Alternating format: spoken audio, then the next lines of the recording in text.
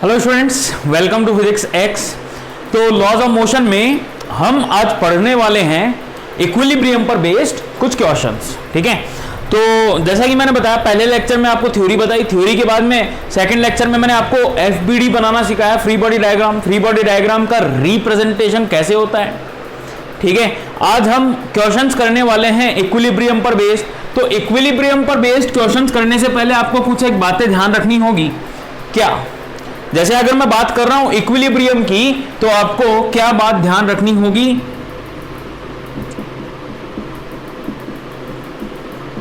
याद करो, इक्विलिब्रियम की जब हमने बात की थी तो हमने क्या कहा था आपको? मैंने कहा था जब भी इक्विलिब्रियम की बात हो तो वहां पे आप क्या करें? सबसे पहले स्टेप क्या होगी? Identify all the forces. जैसा कि मैंने बताया आपको, अभी तक हमने नॉर्मल और टेंशन ही पढ़ा है, तो अभी केवल उन पर बेस्ड ही क्वेश्चंस हम करेंगे। जब हम कंप्लीट फोर्स पढ़ लेंगे तब आपको कोई दिक्कत नहीं होगी, क्योंकि सब कुछ ऐसे ही होगा। आइडेंटिफाई करेंगे ऑल दी फोर्सेस को, ड्रॉ एफबीडी ड्रॉ करेंगे। उसके बाद क्या करेंगे? उसके बाद आइडेंटिफाई करेंगे एक्स और वाई एक्सिस कौन सी है अपने हिसाब से, ताकि क्वेश्चंस इजी बन जाए। Just identify best X and Y axis. Identify best X and Y axis. और अगर बॉडी इक्विलिब्रियम पे होती है, रेस्ट पर होती है, तो हम क्या बोल देते हैं? जितने भी फोर्सेस लग रहे हैं एक्स एक्सिस के अलोंग, उन सबको जीरो कर देंगे, और जितने भी फोर्सेस लग रहे हैं वाई एक्सिस के अलोंग, उन सभी को भी समेशन करके हम जीरो कर देंगे, वेक्टर एडिशन करके। ठीक है, उन सभी को भी वेक्टर एडिशन करके हम क्या करेंगे? जीरो कर देंगे। तो ये steps you have to follow. अगर ये स्टेप्स फॉलो कर लिया आपने तो क्वेश्चंस बहुत ही आराम से हो जाएंगे, कोई टेंशन वाली बात यहां पे नहीं रहेगी। ठीक है, बात समझ में आ गई? आपको क्या क्या करना है? सबसे पहले आपको सारे फोर्सेस यहां पे बताने हैं, फिर उसके बाद एफबीडी ड्रॉ करना है, फिर उसके बाद बेस्ट एक्स और वाई एक्सिस चूज करने हैं, फिर उसके बाद ये step net forces along the x axis is 0 and net forces along the y axis is also 0। ठीक है, ये सब हो जाना चाहिए। अब देखो, चलो एक सिंपल से क्वेश्चन से स्टार्ट हम करते हैं। ठीक है, एक सिंपल से क्वेश्चन से हम स्टार्ट करते हैं। ठीक है, तो चलो स्टार्ट करें। जैसे मान लो एक सिंपल सा, बहुत ही सिंपल सा नॉर्मल सा क्वेश्चन, ये मेरे पास ब्लॉक है m मास का। फाइंड द नॉर्मल, क्वेश्चन क्या है? Find the normal reaction applied by the ground. Find normal reaction applied by ground, ये आपको बताना है। ठीक है, तो आप सबसे पहले ध्यान से देखेंगे तो पाएंगे कि नॉर्मल जो रिएक्शन होगी वो यहां पे लग रही होगी, क्योंकि एक ही कांटेक्ट है। यहां पे एक कांटेक्ट होने से नॉर्मल रिएक्शन जो यहां पे लग रही होगी वो इस तरफ लग रही होगी, और इस वाले ब्लॉक पर ये नॉर्मल रिएक्शन किस तरफ लगेगी भाई? ऊपर की तरफ लग जाएगी। मैं केवल किसकी बात कर रहा हूं? ब्लॉक पर। ठीक है, तो ब्लॉक के लिए मैंने एफबीडी बनाया, आइडेंटिफाई ऑल दी फोर्सेस। ठीक है, एक mg लगेगा, एक नॉर्मल रिएक्शन लगेगी, उसके अलावा कुछ नहीं लगेगा। तो मैंने क्या किया? इस ब्लॉक को माना ये पॉइंट मास एफबीडी बनाने के लिए। अब भाई देखो, नेक्स्ट यहां पे अगर मैं बोलूं इस ब्लॉक के ऊपर किस तरफ फोर्सेस लग रहे होंगे, तो एक तो लग रहा है नॉर्मल रिएक्शन ऊपर की तरफ, एक तो लग रहा है नॉर्मल रिएक्शन ऊपर की तरफ, दूसरा लग रहा है mg नीचे की तरफ। नाउ अब मैं क्या बोलूंगा कि अब भाई देखो, यहां पे आइडेंटिफाई करने के लिए कुछ है ही नहीं, केवल एक ही एक्सिस है, ये वाली एक्सिस। नेट फोर्सेस जीरो कर देना है। नेट फोर्सेस जीरो का मतलब क्या हो गया? देखो ध्यान से, अब नेट फोर्सेस जीरो, एक फोर्स ऊपर की तरफ है, दूसरा फोर्स नीचे की तरफ है। इनका ये बॉडी रेस्ट पर है, तो रेस्ट पर कब होगी? जब नेट फोर्स जीरो होंगे। इसका मतलब सेटिस्फाई करना चाहिए ऊपर वाले सभी फोर्सेस बराबर mg। और आप बोलोगे नेट फोर्स से करो, नेट फोर्स कर दो। नेट फोर्स कितना हो गया भाई? n माइनस mg हो गया ना, ये जीरो होना चाहिए। तो सेकेंड स्टेप n की वैल्यू आ गई mg के बराबर। तो इस तरह से आपको करना है। तो बहुत ही सिंपल क्वेश्चन था, इसमें कोई खास बात नहीं है। लेकिन चलो और देखें।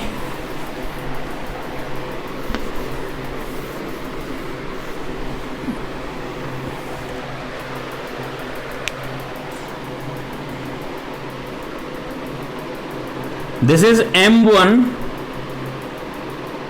And this is m2। ठीक है, बात समझ में आई? Find all the normal contact force. अब यहां पे बताओ कितने नॉर्मल फोर्सेस हैं। तो ध्यान से आप देखोगे इस चीज को, तो यहां पे दो जगह कॉन्टैक्ट है, एक तो ये वाला है और एक ये वाला, दो कॉन्टैक्ट है यहां पे। तो दोनों जगह, दो जगह नॉर्मल कॉन्टैक्ट फोर्स यहां पे अप्लाई हो रहे होंगे। तो इस तरफ तो अगर मैं बात करूं, देखो ध्यान से कितना आ जाएगा इस तरफ भाई।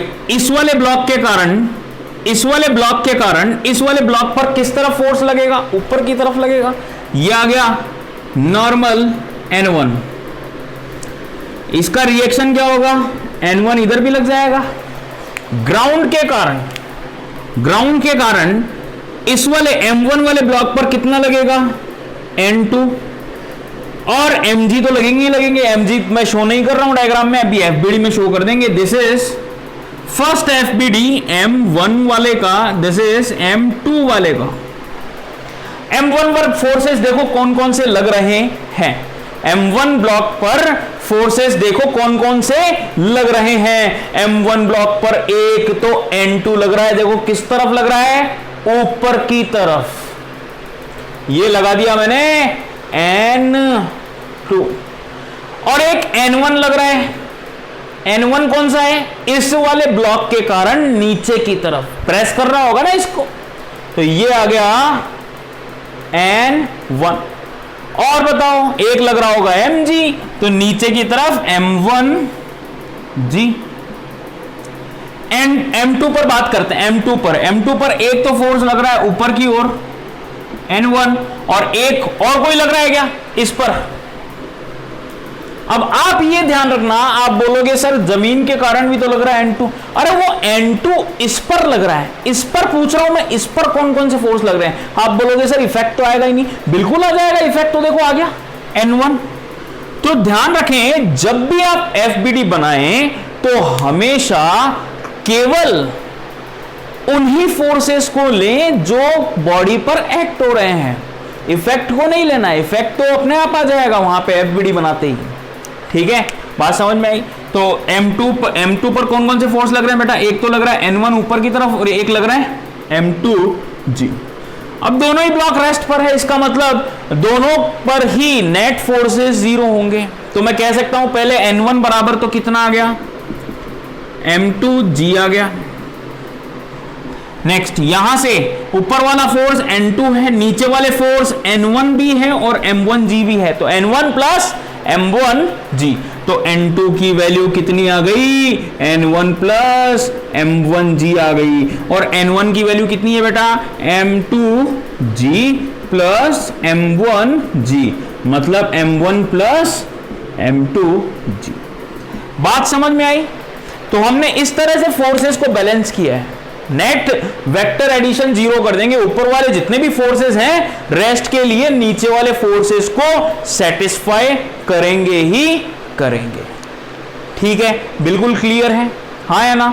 ठीक है, नेक्स्ट अब देखो अगला प्रश्न देखो। इसी में हम धीरे धीरे अपना लेवल बढ़ाते जाएंगे।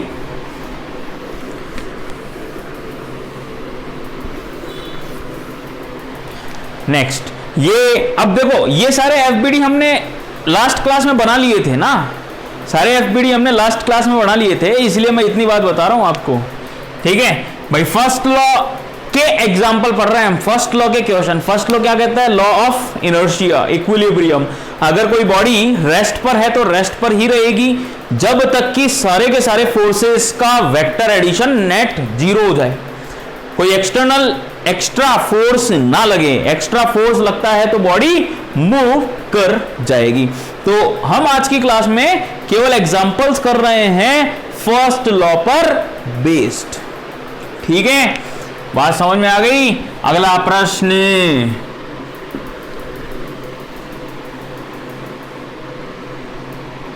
ये है M1, ये है M2 और इस तरफ मैं एक फोर्स अप्लाई कर रहा हूं।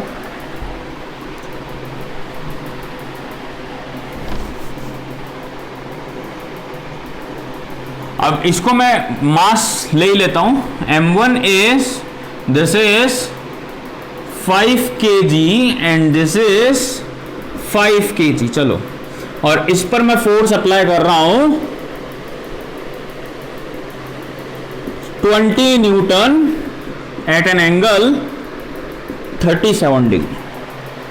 Find all the normal reaction. Question क्या है, वापस से वही, find all the normal reaction।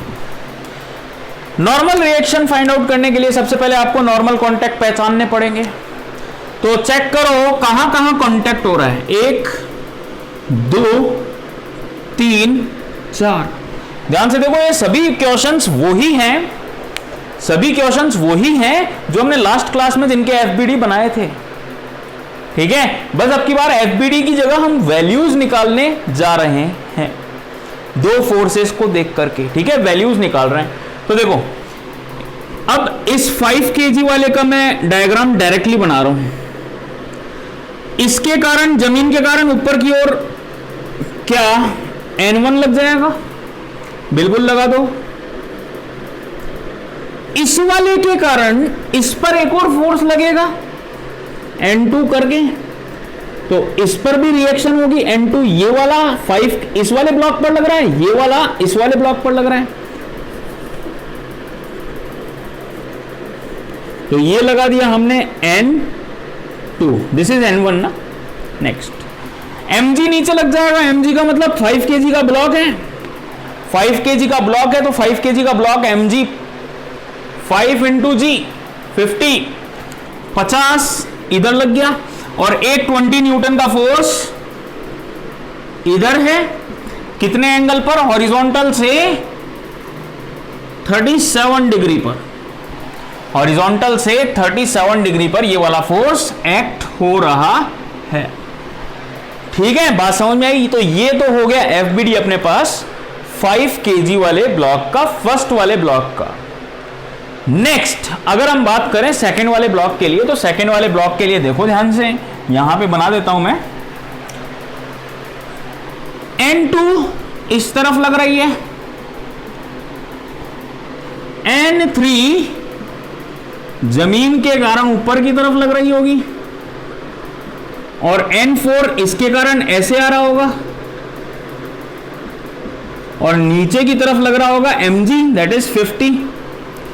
ठीक है, नाउ अब हमें आइडेंटिफाई करनी है एक्स और वाई एक्सिस। देखो, बेस्ट ऑप्शन तो यही है कि अगर मैं एक्स एक्सिस इधर मानूं और वाई एक्सिस इधर मानूं। अब ब्लॉक ना तो इधर मूव कर रहा है, नहीं ऐसे मूव कर रहा है, रेस्ट पर है। इसका मतलब एक्स एक्सिस में लगने वाले सारे फोर्सेस 0 होंगे, हाँ है ना। इसका मतलब क्या होगा, एक्स एक्सिस पे लगने वाले सारे फोर्सेस 0 होंगे, और वाई एक्सिस पर भी लगने वाले सारे फोर्स क्या होंगे बेटा, 0 होंगे। तो देखो फर्स्ट केस में कंपोनेंट करना पड़ेगा, क्योंकि ये ना तो एक्स एक्सिस है ना वाई एक्सिस है। कंपोनेंट कर लो, तो इसका इधर कंपोनेंट किया तो कितना आया, 20 cos 37, मतलब 20 इंटू 4/5, मतलब 16 न्यूटन। और इधर कंपोनेंट किया तो कितना आया, 20 sin 37। इसको सॉल्व किया तो ये आ जाएगा 12। ठीक है, नेक्स्ट अब देखो, ये इधर एक्स एक्सिस की तरफ, इस तरफ तो लग रहा है बेटा N2 और इस तरफ लग रहा है 16, इसका मतलब N2 की वैल्यू साफ साफ 16 आ गई। और ध्यान से देखो N1 नीचे की तरफ एक तो लग रहा है 50 और एक लग रहा है 12, तो कितना हो गया N1 50 प्लस 12 मतलब 62 आ गया। सॉल्व हो गया फर्स्ट वाला, ठीक है। सेकंड वाले की अगर मैं बात करूं तो सेकंड वाले की ध्यान से देखो बात, N3 ऊपर लग रहा है 50 नीचे लग रहा है, डायरेक्टली वैल्यू आ गई N3 is equals to 50, N4 इधर लग रहा है N2 इधर लग रहा है, इधर वाला जो भी फोर्स है वो इधर वाले फोर्स के बराबर होगा, सिंपल सी बात यही है।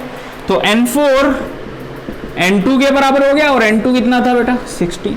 ये आ गई सारी नॉर्मल रिएक्शंस, बहुत ही सिंपल है, सारी तरह की नॉर्मल रिएक्शंस आ गई हैं यहां पे, ठीक है। बात समझ में आ गई आपको? तो इस तरह से हम इसको सॉल्व करते हैं।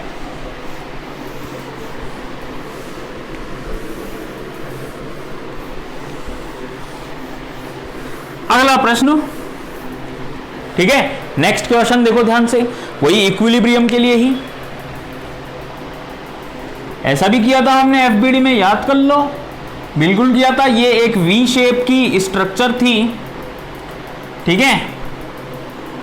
ये वाला एंगल है 30 डिग्री, ये वाला एंगल है 30 डिग्री, और एक ब्लॉक स्फीयर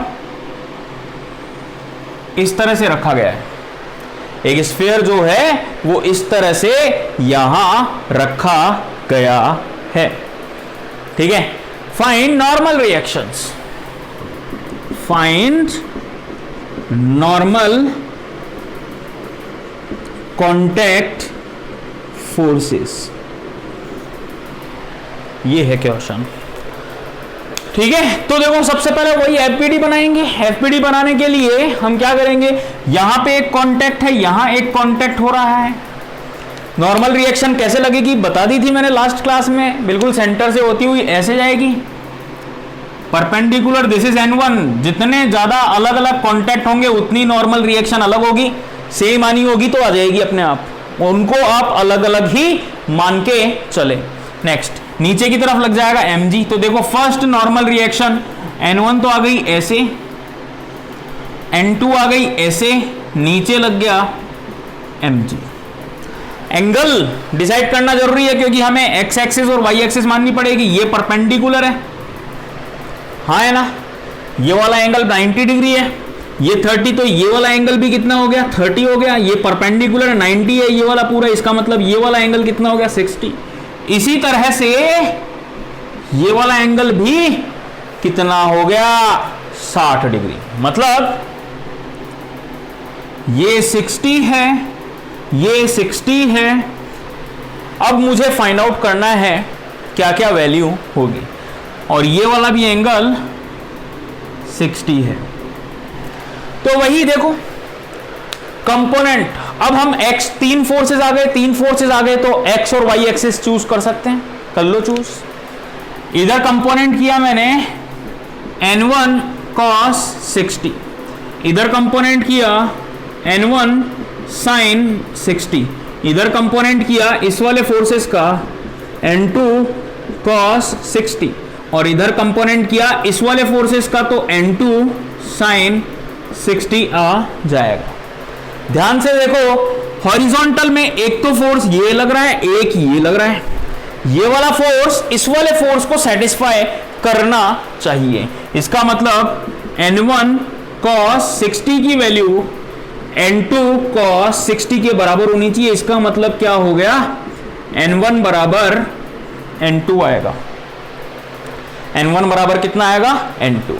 और साथ ही साथ ऊपर वाले ये दो फोर्स लग रहे हैं, सेम डायरेक्शन में होते हैं तो डायरेक्ट ऐड होते हैं ना, तो ये दोनों फोर्स सेम डायरेक्शन में लग रहे हैं, इसका मतलब N1 sin 60 plus N2 sin 60 is mg।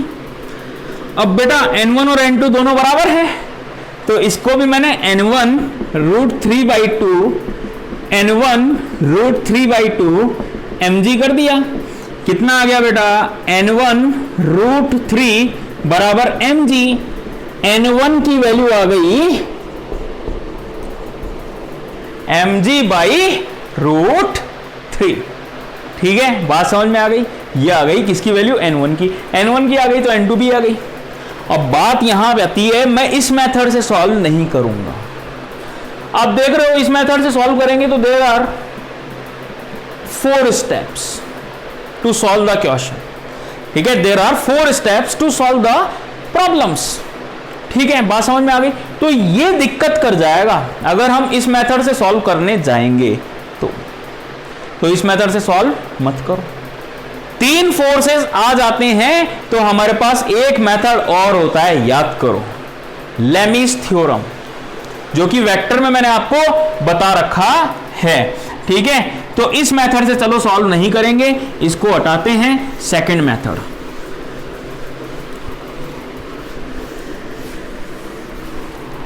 Second method Lami's theorem से 3 फोर्सेस हैं, इक्विलिब्रियम, 3 फोर्सेस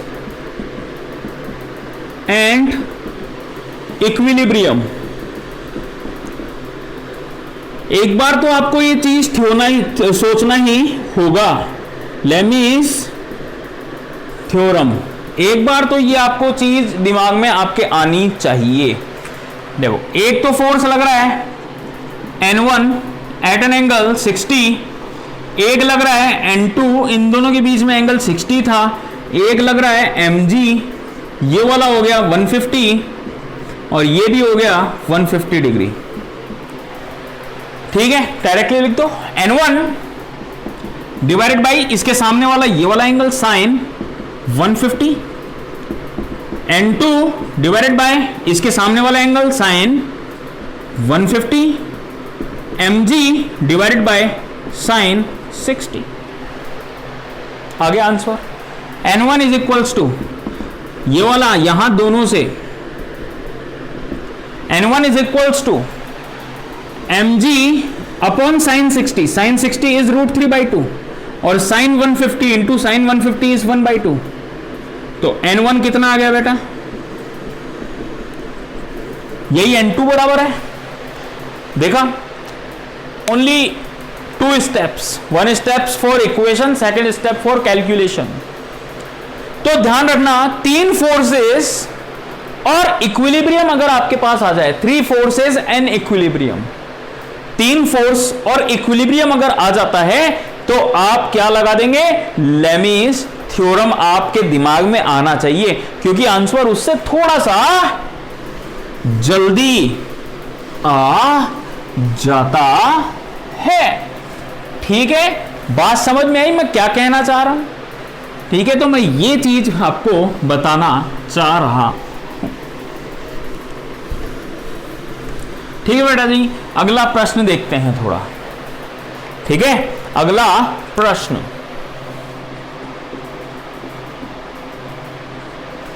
नेक्स्ट क्वेश्चन क्या होगा, चलो देखो नेक्स्ट क्वेश्चन, ऐसा ही क्वेश्चन बता रहा हूं मैं।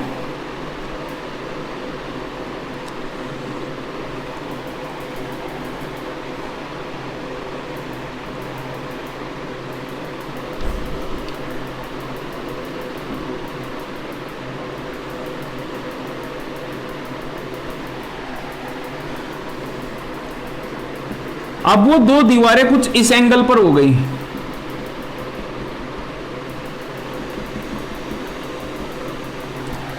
ठीक है। अब वो 2 वॉल्स कुछ इस प्रकार से हो गई है, ठीक है। Find normal contact. तो देखो कौन कौन से नॉर्मल रिएक्शंस यहां पे अप्लाई हो रहे होंगे। एक नॉर्मल रिएक्शन तो ये वाला होगा, दूसरा ये वाला होगा।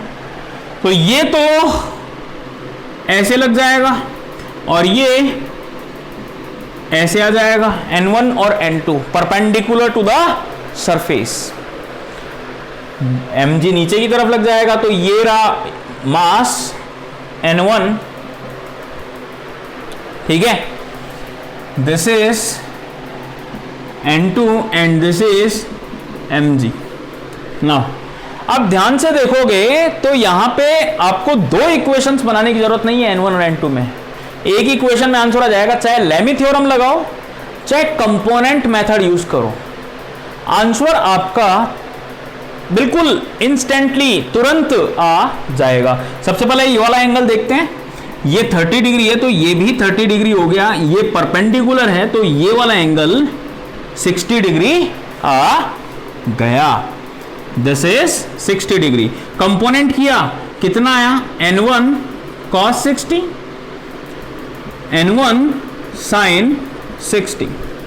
अब कंपोनेंट हो गए, n1 sin 60 की वैल्यू किसके बराबर हो गई, mg के, मतलब n1 की वैल्यू कितनी हो गई 2mg by root 3। Sine 60 root 3 by रखेंगे, उधर ले जाएंगे 2 बाई रूट 3 आ जाएगा। और इसी प्रकार अगर मैं देखूं तो n1 cos 60 बराबर n2, मतलब ये n1 कितना 2mg अपॉन रूट 3 1/2 n2, तो n2 की वैल्यू कितनी हो गई mg बाई रूट 3। बोलो बात क्लियर है ना, अरे आया ना, ठीक है, चलो बिल्कुल सही है, क्वेश्चंस क्लियर हो गए, ठीक है। तो ये नॉर्मल रिएक्शन वाले क्वेश्चंस थे, ये क्वेश्चंस थे नॉर्मल रिएक्शन वाले। इसको समझने के लिए आपको लास्ट वाला लेक्चर बिल्कुल अच्छे से देखना ही होगा, ये तभी समझ में आएगा, नहीं तो नहीं आएगा। बात समझ में आई ना, ठीक है। नेक्स्ट, अब इक्विलिब्रियम में हम टेंशन वाले क्वेश्चंस और थोड़ा इंक्लूड करें, ठीक है, थोड़ा टेंशन वाले क्वेश्चंस को और इंक्लूड करते हैं इक्विलिब्रियम में, कि टेंशन वाले क्वेश्चंस कैसे सॉल्व होंगे, ठीक है। तो चलो हम इंक्लूड करते हैं किनको, टेंशन वाले प्रश्नों को। चलो भाई ठीक है, आ जाओ। क्वेश्चन,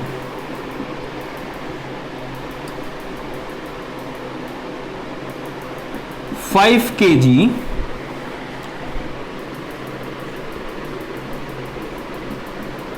10 kg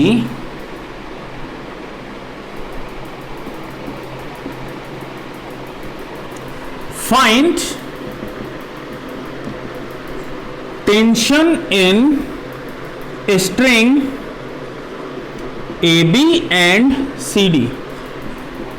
जब तक मैं ना बोलूं कि स्ट्रिंग इज नॉट मासलेस, तो आपको तब तक स्ट्रिंग को क्या मानना है, आइडियल स्ट्रिंग।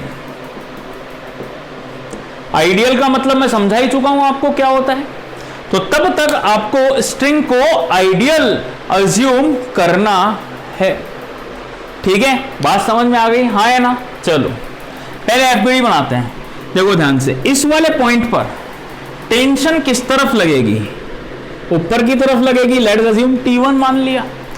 इस वाले पॉइंट पर टेंशन किस तरफ लगेगी, T2 लगेगी।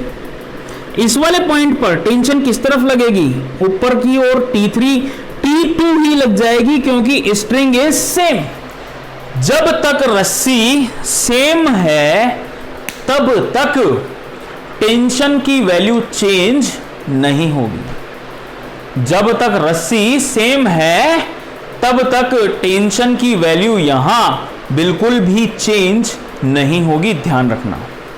तो यहां पे अगर T2 लग रहा है तो यहां पे भी T2 लगेगा, एक mg और लग जाएगा। चलो FBD बनाते हैं, draw FBD। This is first block, ये वाला, and this is second block, ये वाला। चलो पहले वाले ब्लॉक पर ध्यान से देखें। पहले वाले ब्लॉक को अगर मैं ध्यान से देखूंगा तो देखो, इस वाले ब्लॉक पर एक तो ऊपर की ओर लग रहा है T1, बिल्कुल लग रहा है। ये जो रस्सी में टेंशन फोर्स लग रहा है T1, वो किस पर लग रहा है, इस वाले ब्लॉक पर। तो इस वाले ब्लॉक पर एक तो फोर्स लग रहा है ऊपर की ओर T1, और एक फोर्स लग रहा है बेटा नीचे की ओर इस वाले ब्लॉक पर T2, और एक लग रहा है mg 50, तो डायरेक्ट ही ऐड कर दू +50। नेक्स्ट, इस वाले ब्लॉक को ध्यान से देखें। इस वाले ब्लॉक पर एक तो टेंशन लग रही है ऊपर, कितनी, T2, और कोई टेंशन लग रही है क्या, नहीं लग रही सेकंड वाले ब्लॉक पर, ठीक है, नहीं लग रही, बिल्कुल भी नहीं लग रही। नेक्स्ट, इस वाले ब्लॉक पर नीचे की ओर mg लग रहा होगा, दैट इज 100।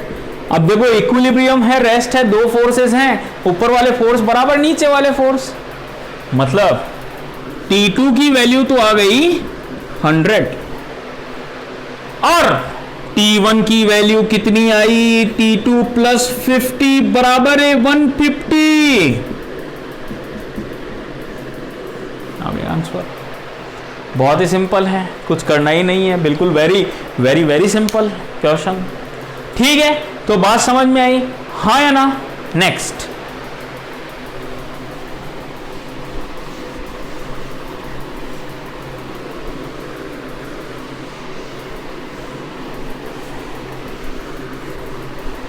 नेक्स्ट क्वेश्चन देखो ध्यान से, अगला प्रश्न क्या है, ठीक है, अगला प्रश्न ध्यान से देखें क्या होगा। चलो नेक्स्ट क्वेश्चन,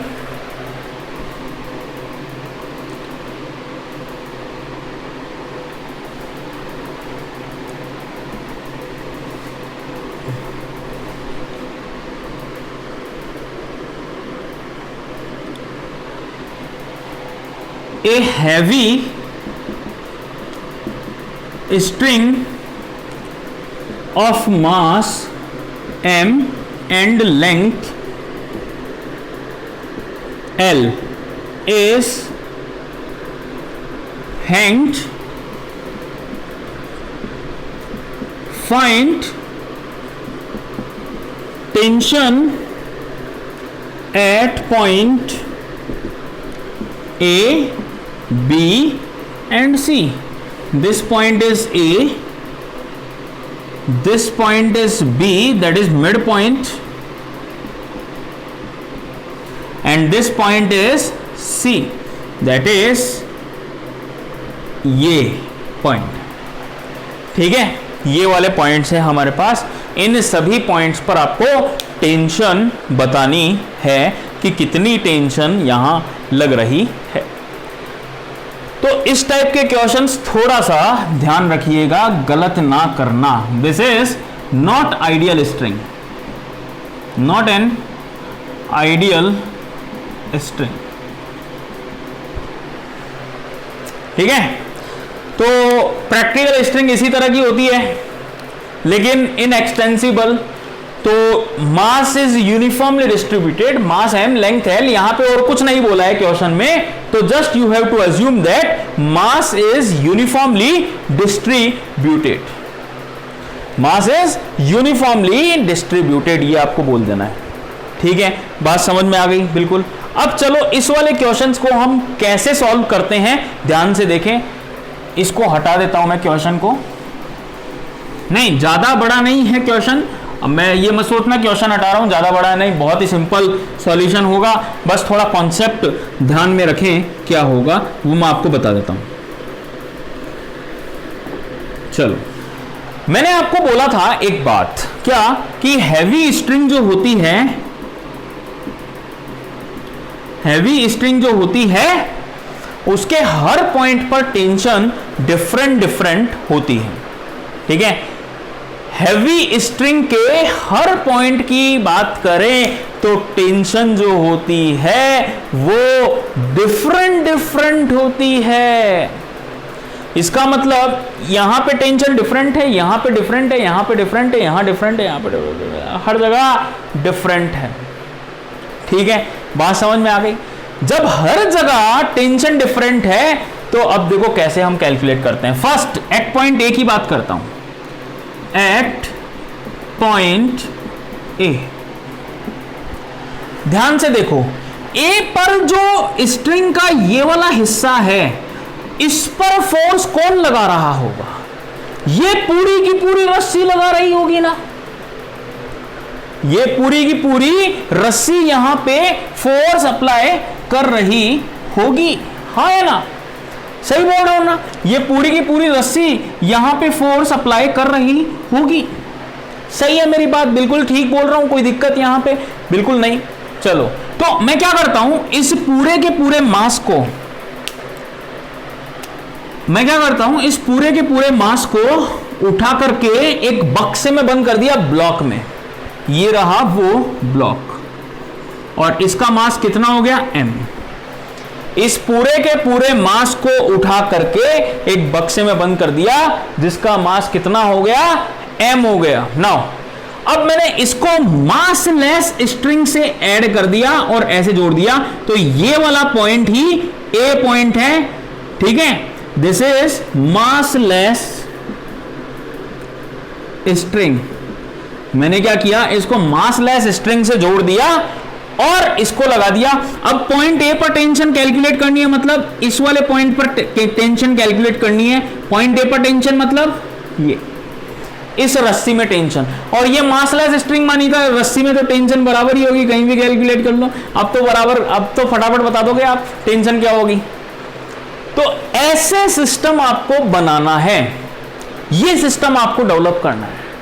बात समझ में आई मैंने क्या कहा, ये वाला सिस्टम अगर आपने डेवलप कर लिया तो आंसर आ गया, कोई दिक्कत ही नहीं है। केवल ये सिस्टम आपको डेवलप कर लेना है, ठीक है। तो बात समझ में आई। दैट मीन्स मैं क्या कह सकता हूं, T बराबर mg,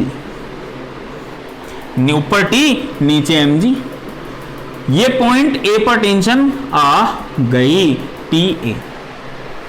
इसी प्रकार B की मैं बात करता हूं, चलो ठीक है, B की हम बात करें।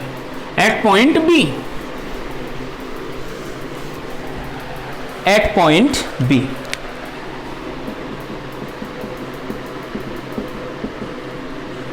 मैं क्या करता हूं, ये आधा पॉइंट है ना, B पर जो टेंशन लग रही होगी वो किसके कारण लग रही होगी, ध्यान से देखो, इस वाले हिस्से के कारण।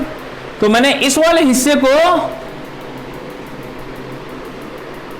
ये तो आ गया पॉइंट B, इस वाले हिस्से को एक बक्से में बंद करके डाल दिया, और इसका मास कितना होगा बेटा, m/2 ही होगा क्या, इसका आधा,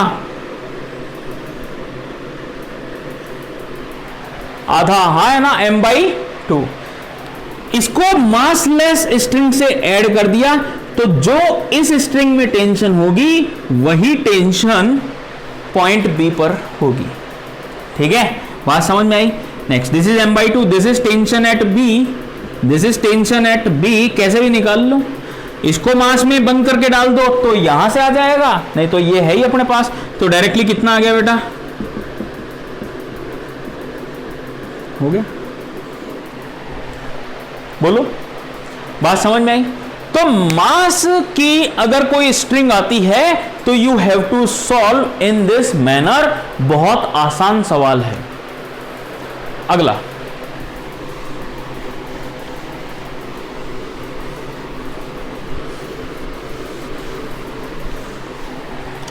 नेक्स्ट, पॉइंट सी की बात कर रहे थे, तो पॉइंट सी कहां था, L/4 पर था। पॉइंट सी पर जो टेंशन लग रही होगी, वापस से देखो, वो इसके कारण लग रही होगी ना, तो इसको एक मास में बंद करके डाल दो,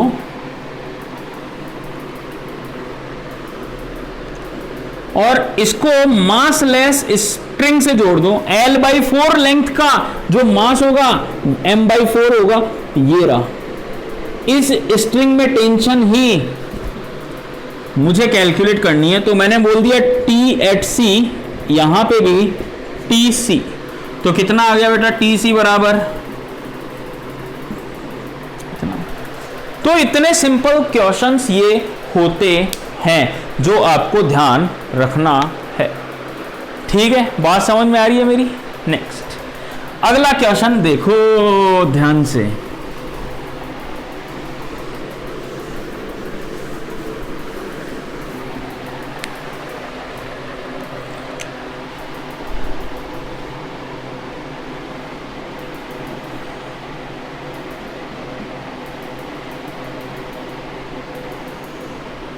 ये फिक्स पुली है भाई,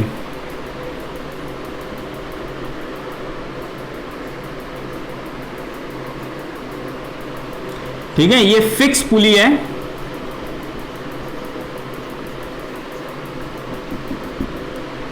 find the net force exerted by a string on the pulley. Find net force exerted on pulley by a string. Find net force exerted on pulley by a string. ये आपको बताना है।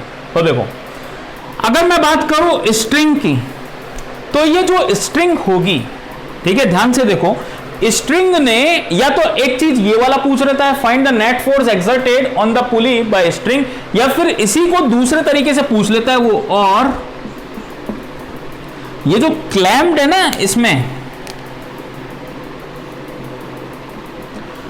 ठीक है, ये find the tension in this clamp, find the tension in clamp, ये बताना है, find the tension in this clamp. तो बात तो एक ही है, क्यों? क्योंकि सोचो इस पुली पर, ठीक है, this is pulley is massless, massless. अब सुनो बात एक क्यों है, क्योंकि भाई इस पुली पर कौन फोर्स लगा रहा है? केवल ये स्ट्रिंग ही तो लगा रही है, इस तरफ वाली तो ऐसे ऐसे, तो जो नेट फोर्स लग रहा है इसके इस स्ट्रिंग के कारण, उस नेट फोर्स को ही तो ये क्लैंप कैंसिल कर रहा है। जो नेट फोर्स अप्लाई हो रहा है उस नेट फोर्स को ही तो ये क्लैंप कैंसिल कर रहा है ना। तो ये चीज है, बात समझ में आई? ये चीज मैं बोल रहा हूं यहां पे, हाँ या ना?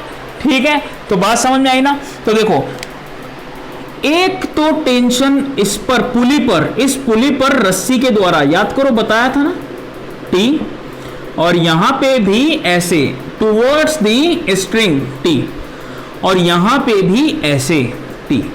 तो टी की वैल्यू तो बेटा आ गई डायरेक्टली यहां से mg, टी बराबर mg। अब पुली के लिए एफबीडी बना देता हूं, ये पुली आ गई, इस पुली पर एक तो टी इस तरफ लग रहा है और एक टी इस तरफ लग रहा है, तो नेट कितना हो गया बताओ? नेट हो गया इस तरफ कितना, √2t, तो आंसर कितना आ गया बेटा? √2mg, ये आंसर यहां पे आ गया। ठीक है, बात समझ में आ गई? अरे बोलो भाई, ठीक है, चलो नेक्स्ट। तो बिल्कुल छोटे छोटे से क्वेश्चंस कर रहे हैं आज, ताकि आपको कॉन्सेप्ट थोड़ा सा समझ आ जाए इन सब चीजों के लिए। केवल कॉन्सेप्ट आपको समझाने के लिए बहुत ही बिल्कुल हल्के हल्के से हम क्वेश्चंस यहां पे सॉल्व कर रहे हैं। ठीक है, तो नेक्स्ट,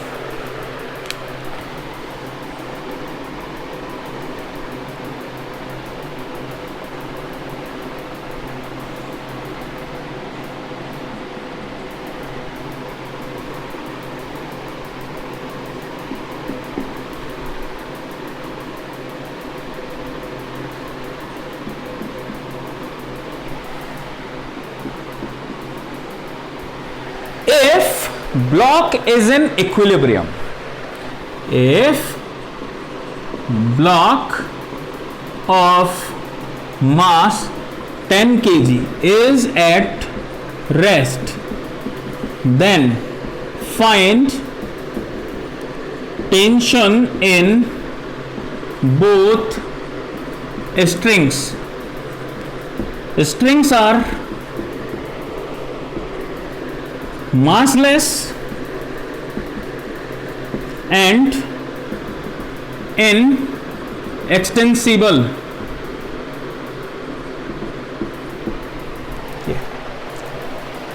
इस मास को कौन रोक रखा है? ये दोनों स्ट्रिंग्स रोक रखी है। तो बताओ भाई, चलो ठीक है, सॉल्व करें। ठीक है, हटा दूं क्वेश्चंस।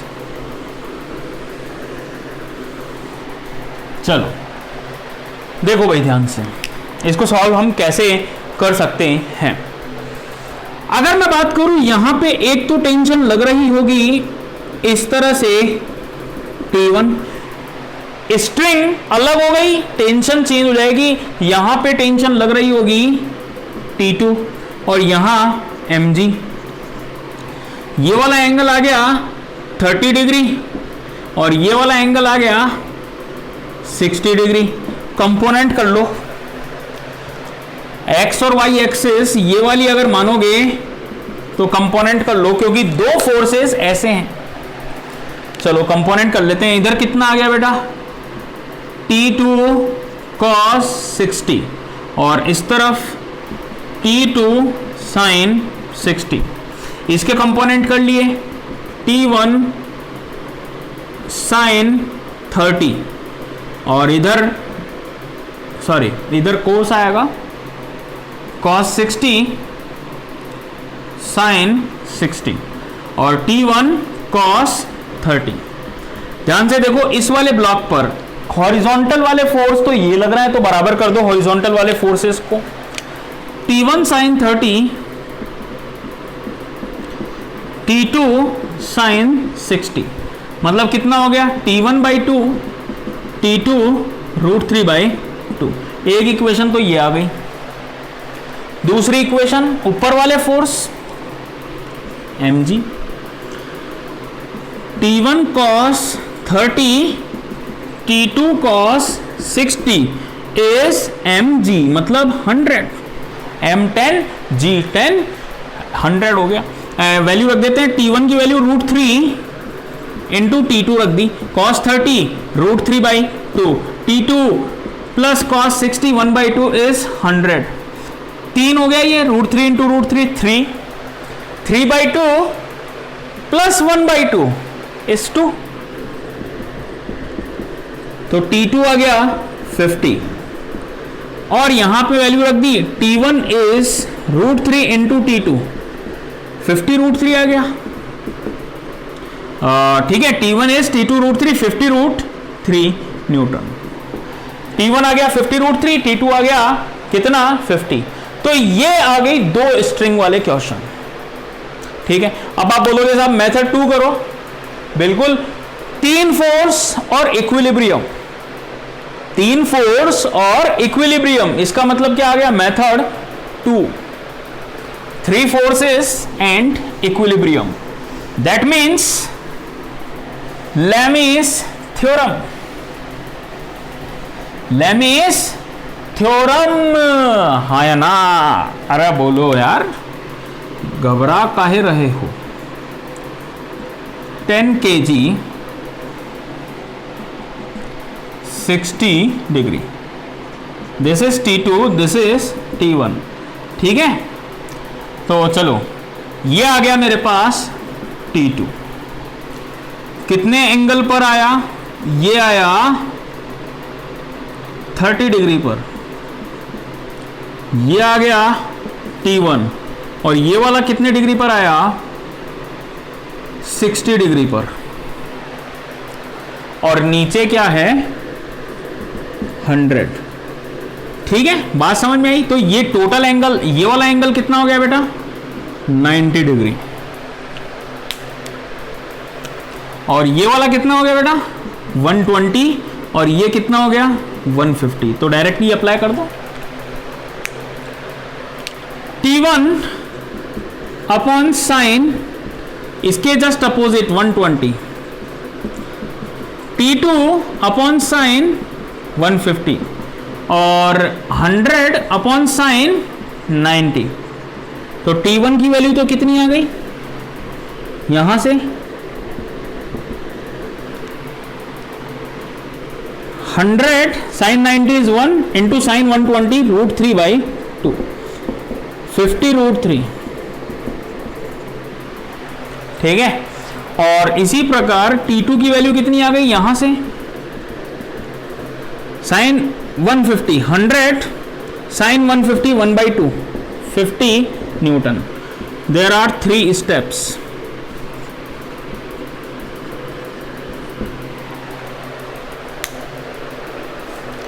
चलो मेथड 3 आपको बताता हूं।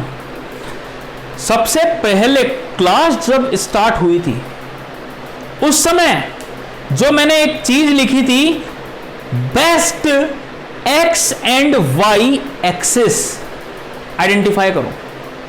आइडेंटिफाई बेस्ट, ये वाली स्टेप,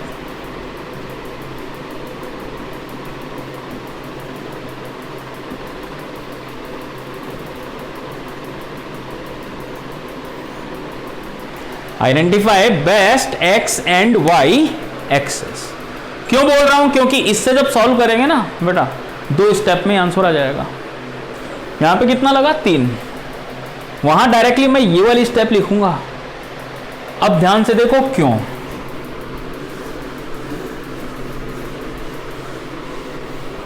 चलो ध्यान से देखना क्यों बोल रहा हूं मैं। ये है T1 T2 और ये है T1 और इनके बीच में एंगल जो है वो 90 डिग्री है, ये है 100। ये जो एंगल है अपने पास ये कितना है? ये वाला 30 डिग्री। चलो आपने फर्स्ट केस में एक्सिस चूज की, X and Y axis 90 degree के बीच में एंगल होता है, तो मैं ये क्यों चूज करूं?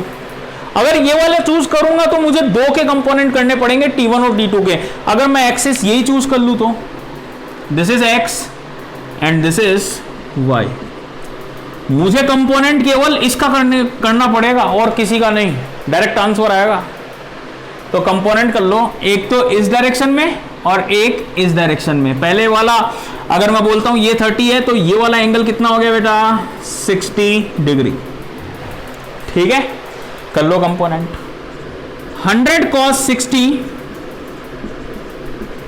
50 और 100 sin 60 50 √3। देखो एक्स एक्सिस पर एक तो फोर्स लग रहा है T2, दूसरा लग रहा है 50, तो डायरेक्टली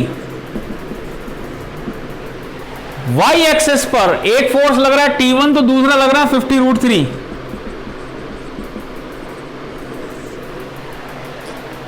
आ गया? बोलो आंसर आ गया, हाँ या ना? ठीक है, तो जितना अच्छा प्रैक्टिस आपकी होगी ना उतना ही ज्यादा फायदा आपको मिलेगा, क्योंकि उसमें आपकी आदत बन जाएगी सोचने की क्वेश्चन को, कि हम कैसे सोचे क्वेश्चन को कि मिनिमम टाइम यहां पे यूज हो। ठीक है, तो बात समझ में आ गई। तो ये सभी थे इक्विलिब्रियम पर छोटे छोटे बट इफेक्टिव क्वेश्चंस।